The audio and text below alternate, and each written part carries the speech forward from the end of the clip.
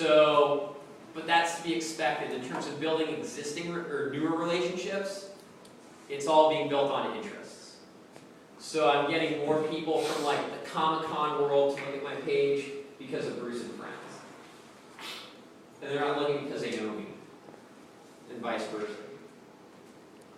It's dangerous for humorists and comedians, or if there's a difference or not, but because there's joke thieves. In fact, who's ever heard of Patton Oswalt?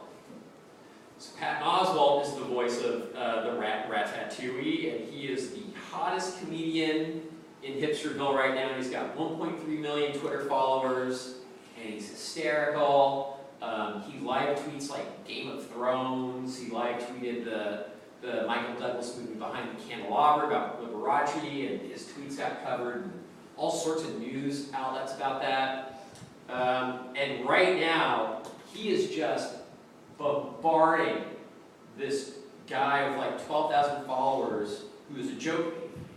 And he's just bringing him down and just driving this guy's lights down and just not destroying his life. The guy brought it on himself, but he is really giving it to this guy. On the flip side, every humorist wants attention from Patton Oswalt and Conan O'Brien, two of the most powerful forces on Twitter right now in terms of entertainment.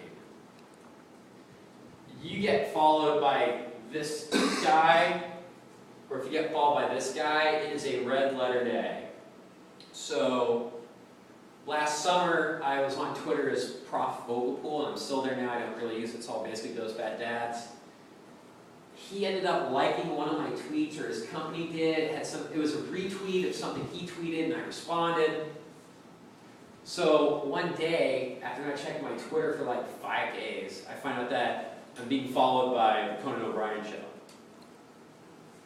Right? So I'm paralyzed with fear. Shut it down. I'm Dave Chappelle after getting a $50 million contract. I can't do it anymore. So, but every humorist is vying for their attention. And so they're trying to write jokes like Patton Oswalt would, or like Conan O'Brien would. They're trying to sort of just parrot back their sounds, their rhythm, and their aesthetic, instead of developing their own voice, which is dangerous. The focus should be on developing your own voice. So that's what you've got to do, and that's what the challenge is for, I think, social media writers and social media professionals. You've got to develop your company, your brand's own sound. I know you're talking about personal branding in this class. You spoke with Michael Brito. Smart things to do. What is your personal brand? It's really hard to establish at 22. So what do? You start with the basics. Are you honest? Are you hardworking? Are you a nice person? Are you smart? This should be your brand to start. Start with that. Tumblr.